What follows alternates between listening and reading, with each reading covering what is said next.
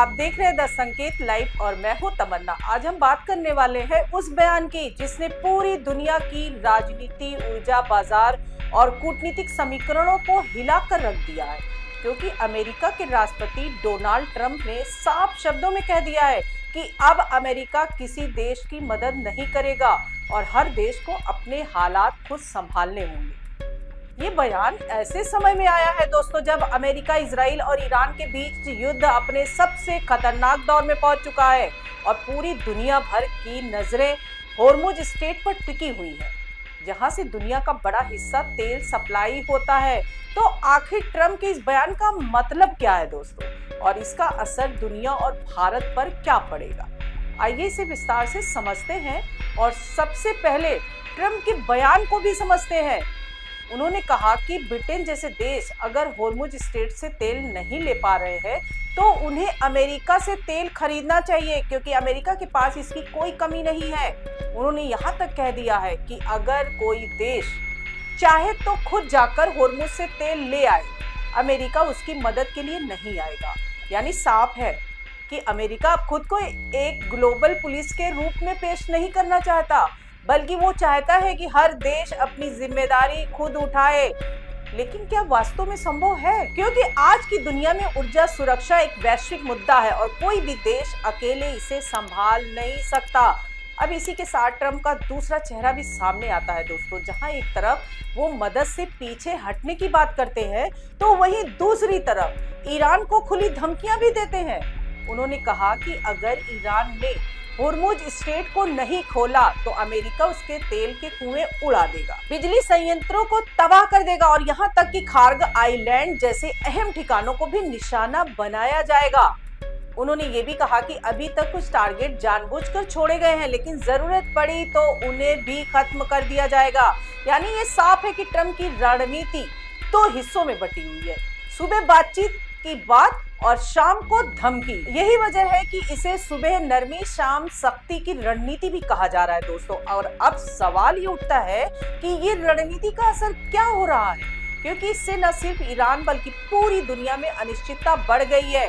तेल की कीमतें लगातार ऊपर नीचे हो रही है, शेयर बाजार में उतार चढ़ाव आ जा रहा है और निवेशकों में डर का माहौल है।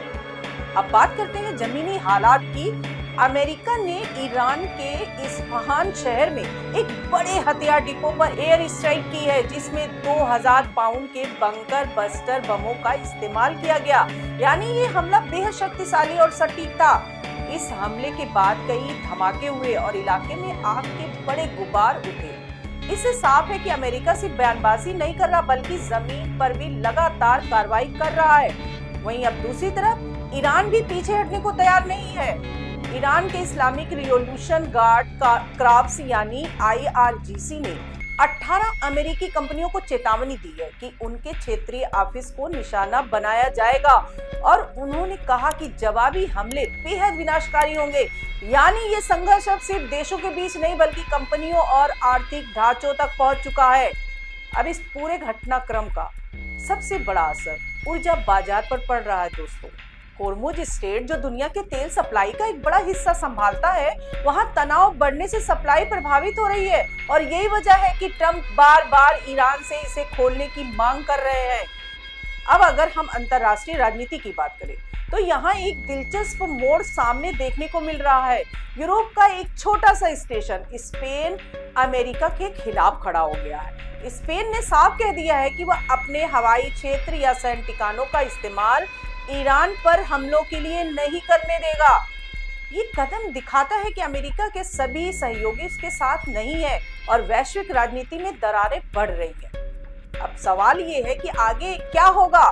क्या ये युद्ध और भयानक रूप लेगा या फिर बातचीत से कोई समाधान निकलेगा? क्योंकि एक तरफ ट्रंप बातचीत की बात करते हैं तो वहीं दूसरी तरफ कड़ी चेतावनी भी देते हैं और यही विरोधाभास इस पूरे संकट को और जटिल बना रहा है। अब अगर हम भारत की बात करें तो इसका असर यहाँ भी साफ दिख सकता है, क्योंकि भारत अपनी ऊर्जा जरूरतों के लिए काफी हद तक खाड़ी देशों पर निर्भर है। अगर होर्मुज स्ट्रेट बंद होता है, यहाँ तनाव बढ़ता है तो तेल और गैस की कीमतें बढ़ सकती हैं दोस्तों, जिसका सीधा असर आम जनता की जेब पर पड़ेगा। यानी ये सिर्फ एक अंतरराष्ट्रीय युद्ध नहीं बल्कि हर देश के लिए एक आर्थिक चुनौती भी है। और अब अंत में सबसे बड़ा सवाल यही है दोस्तों कि क्या अमेरिका सच में पीछे हट रहा है या फिर ये एक नई रणनीति है? क्या वो सीधे मदद करने के बजाय दबाव बनाकर अपने हित साधना चाहता है? और क्या ईरान इस दबाव के आगे झुकेगा या फिर जवाबी कार्रवाई करेगा? तो आप क्या सोचते हैं दोस्तों, क्या यह युद्ध जल्द खत्म होगा या और खतरनाक मोड़ लेगा? अपनी राय कमेंट्स में जरूर बताइएगा। आज के लिए इतना ही, नमस्कार।